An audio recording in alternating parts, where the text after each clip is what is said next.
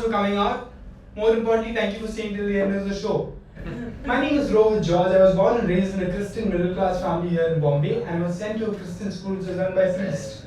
But my school was a very weird place, man, because although I went there for 12 years, they did not teach me anything worth a fuck. I mean, they taught me a lot of things, but most of those things were not worth a fuck. I'll give you an example.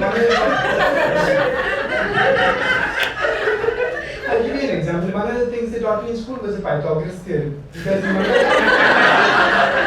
hypotenuse square equals one side square plus the other side square. I learned the shit out of this theorem. It's been 15 years since I left school. Haven't used it even once. So it just beginning to think that the entire thing was a bit of a scam. But I'll be honest with you, like I said, I'm a Christian, so that's not really the kind of school I've been to.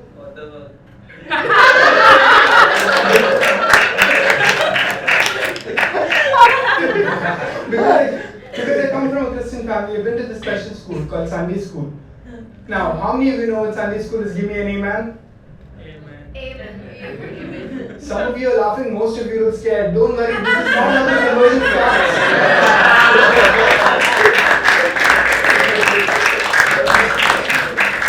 We'll get to that as we go along. By the time I reach the end of the study, I promise you, you will believe in me as a stand-up comedian. You'll also believe in Jesus Christ, but that's not important. Sunday school, for those of you who don't know, is a very special school where Christian children are sent every Sunday to learn about the Christian faith, the Christian values, and the Christian way of life. It's important and they take this thing very seriously. It starts around the age of 4 or 5 and goes on until the age of 18. And the reason why they start early is because when you're brainwashing someone, you have to start early.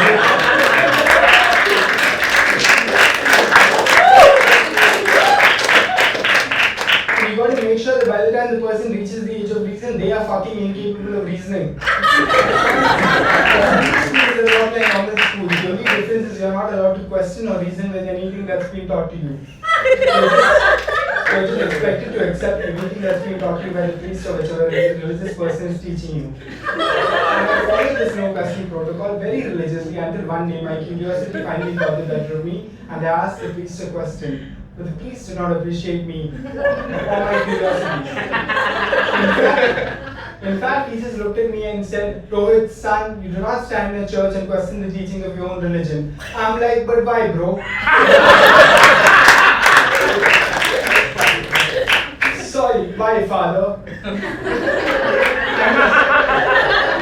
And he said, Rohit, son, we are Christians and we walk by faith and not by sight. I'm like, damn, bro. And here's the thing, as a child I was actually very impressed with what the priest said to me. But then I went home and I thought about it. I realized something. A church or any other religious place for that matter is the only place on the planet where you can walk by faith and not by sight. You can't do this shit anywhere else. If you don't believe me, try this. When you get out of this venue, try walking the streets of Mumbai by faith and not by sight. Try it. You know what? Fuck the streets. Try walking the footpaths of Mumbai by faith and not by sight. You can't do that either, because you might just run into Salman Khan.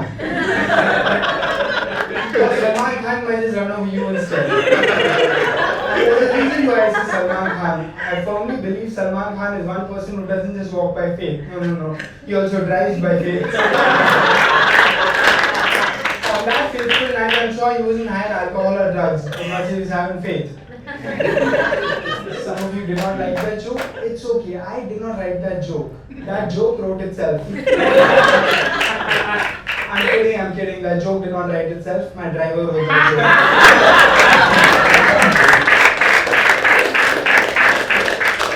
joke. If any of you have a problem with that joke, talk to my driver. His name is Vivek. Talk to him.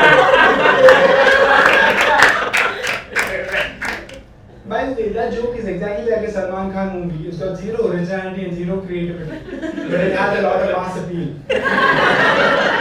And by mass appeal, I mean mass murder appeal. And by mass murder appeal, I mean it appeals to at least 4 people in the audience tonight. Which is very fitting because there were at least 4 people under the car that night.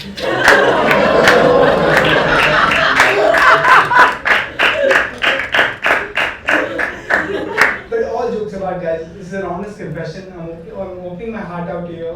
I had a tough childhood. I'm not going to lie. I had a very tough childhood because I grew up in a very traditional and a very orthodox family.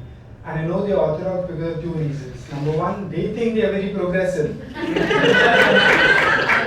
And two, we had a lot of taboos when I was growing up. And the number one taboo I remember from my childhood was sex. Nobody, and I mean absolutely nobody, thought it was important for them to tell me about sex. I don't know why my parents did this to me, but I don't blame them either because they probably looked at me when I was a child and thought, यार हमारे बच्चे को देख के ऐसा लगता नहीं है कि इसके अच्छे दिन कभी आएंगे. Thanks for laughing at my pain. And this lack of knowledge about sex and this lack of awareness about sex came back to bite me much later in life. Here's what happened. This one time after college, me and my friends were just hanging out, and I heard my then best friend use the term MILF to describe some Bollywood actress. And I did not know what MILF meant, so I asked my best friend, "Hey man, what does MILF mean?" And he said, "Hey Rohit, MILF stands for Mommy I Love Food." I heard that and that sounded pretty legit to me, okay? So I turned around and I said, "Hey man, if that's the case, then I am born MILF." For those of you who didn't get that joke, go home and Google the term MILF. You'll understand why I'm not a MILF. You also understand why I'll never be a MILF.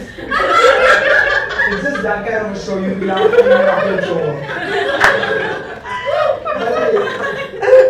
One of the reasons why I love doing this joke is because I love messing up people's algorithms.